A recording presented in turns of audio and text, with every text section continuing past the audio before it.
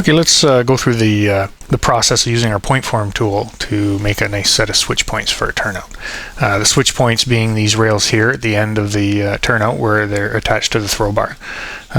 It's critical that you have a nice long taper filed on this rail, so when the turnout switches, the switch points will settle in tight against our stock rail like that, give you a nice smooth transition from one route to the other. And that's where this tool really shines. It'll hold the rail at a very precise angle while you file. To produce switch points using the tool, you want to insert a length of rail into the end marked point. You can see an arrow pointing down to one end, and that's the end you want to insert the rail from to do switch points. If you're doing a frog point, you go from the other end. But for now, we're doing switch points. So you just loosen off the Allen bolts, open the tool up a little wee bit, and slide a length of rail in like that. You can do both pieces of rail at the same time if you want to insert two at a time and file them. I've over the years just kind of gotten the habit of doing one at a time. It works equally well to do two at a time, but for this demonstration I'm just going to work on one for now. Locating the rail in the PointForm tool is critical to getting good results with the tool. Working with modelers over the years at various clinics, this is one area I seem to find that a lot of people struggle with, so I'm going to cover this in as much detail as I can.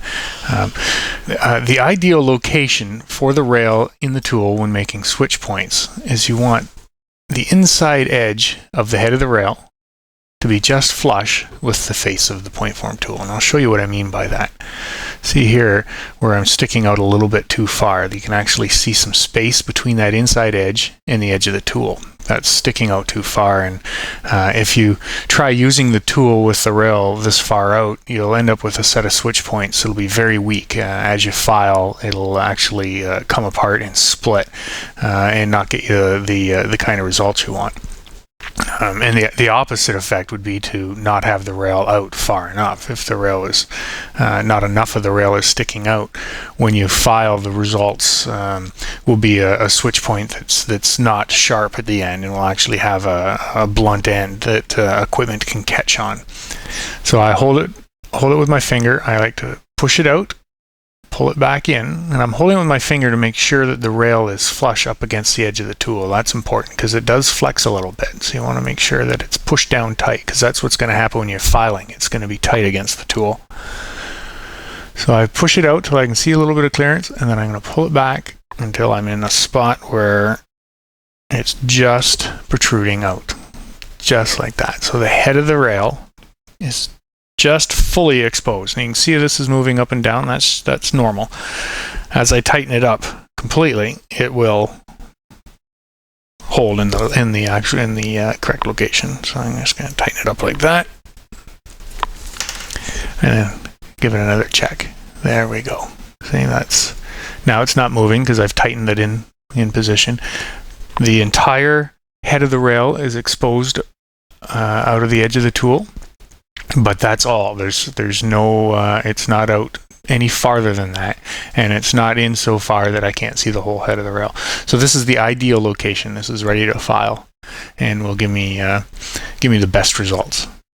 Just going to confirm one more time that we're in the right spot, which we are. You can just see the full width of the head of the rail sticking out the side of the tool, and that's the ideal location.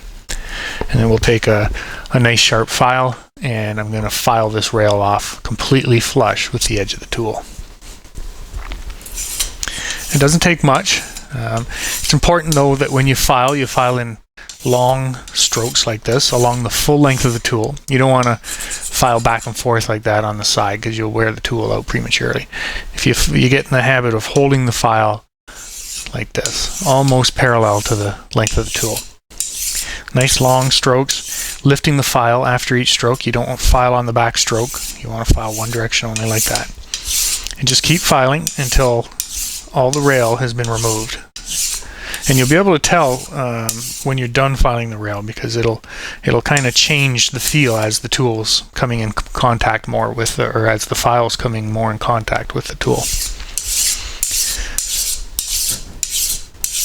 It takes a little bit longer to file a switch point than it does to file a frog point, because the angle is a lot longer, so there's more material to file off. And as I'm filing, I'm checking this. I want to see that it's smooth with the edge of the tool, and it's not. You can still see there's a little bit sticking out there. So I'm going to file a little bit more until I'm happy with the amount that's off it, and I know that it's nice and smooth. There we go. That's removed all the material now, and it's smooth with the edge of the tool, like that. So we're ready to take this one out and give it a final inspection. Just pop it out like this. Let's get rid of some of this dust here. So there's the switch point, and you can see there's a burr on the bottom of the rail. You can actually feel it, and it comes off quite easy. You just knock it off with your thumbnail like that. Take a little bit off the head as well, making sure that it's all cleaned off. And we'll give this a good once over and make sure we're happy with it. You can see how sharp that is at the end. It goes right down to a point. Now, sometimes this will come a little weak in here, especially if it was sticking out of the tool a little bit more than it should have been. And it's critical that this is nice and solid. So what I like to do is put a little bit of pressure on it, like that. You can see how that's bending. That's not good. So I just bend it until it stops splitting. So now we know we're back into solid material. Then I'm going to nip this off with my rail cutters. There'll be a little bit of a burr here. I'm going to clean that off. A couple of passes with the file, like that. Take the burr off the bottom. Now this is nice and solid in here, and it still forms a nice sharp point on the end of the rail. So that's a really nice switch point that's ready to go into production. So that's pretty much how you use the tool. It's pretty straightforward. It can take a bit of practice. You want to do 2 or 3 tries at it, and you'll find that it's pretty easy to get results like this using the tool.